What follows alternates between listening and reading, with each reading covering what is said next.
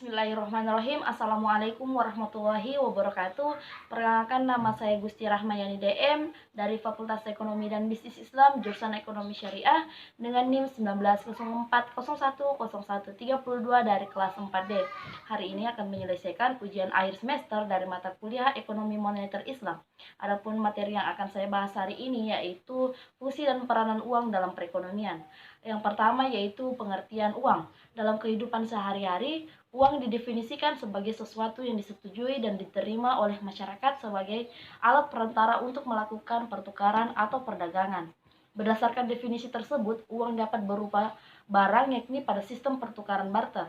Sejarah uang memang dimulai dengan barter, kemudian uang komoditi, dan dalam perkembangannya kebanyakan alat transaksi dilakukan dengan menggunakan uang kertas, cek, bahkan sampai uang plastik. Uang dalam ekonomi tradisional didefinisikan sebagai alat tukar yang dapat diterima secara umum. Alat tukar itu berupa benda apa saja yang dapat diterima oleh setiap orang di masyarakat dalam proses pertukaran barang dan jasa.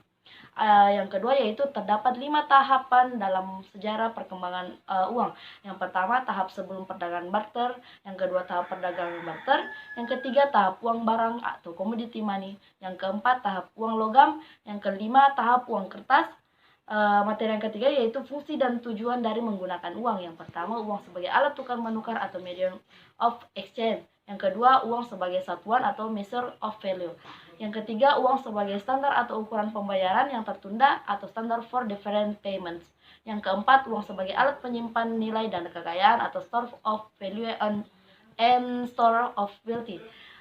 Materi yang selanjutnya yaitu jenis-jenis uang.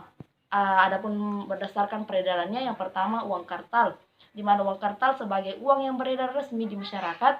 Uang kartal merupakan alat pembayaran yang sah dan wajib digunakan oleh masyarakat dalam melakukan kegiatan ekonomi sehari-hari.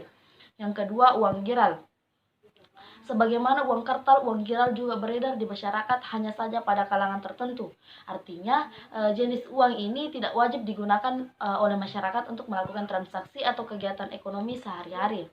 Adapun berdasarkan bahan pembuatannya, yang pertama itu uang logam, di mana sesuai dengan namanya, jenis uang ini terbuat dari logam yang biasanya berupa emas atau perak yang nilainya cenderung tinggi dan lebih stabil dibandingkan dengan logam lainnya. Yang kedua yaitu uang kertas. Jenis uang ini terbuat dari bahan baku kertas khusus yang tidak mudah robek atau rusak. Uang kertas didesain sedemikian rupa dengan memadukan gambar, simbol, dan logo tertentu yang mudah dikenali dan dibedakan untuk setiap satuan nominalnya. Yang terakhir yaitu pandangan Islam terhadap uang bagi perekonomian. Al-Ghazali berpendapat uang ibarat cermin yang berfungsi sebagai ukuran nilai yang dapat merefleksikan harga suatu barang maupun jasa. Pada dasarnya, Islam memandang uang hanyalah sebagai alat tukar, bukan komoditas atau barang dagangan. Oleh karena itu, dalam konsep permintaan, motifnya adalah untuk memenuhi kebutuhan transaksi, bukan untuk spekulasi atau trading. Dalam pandangan Islam, uang adalah flow konsep, karena harusnya selalu berputar dalam perekonomian.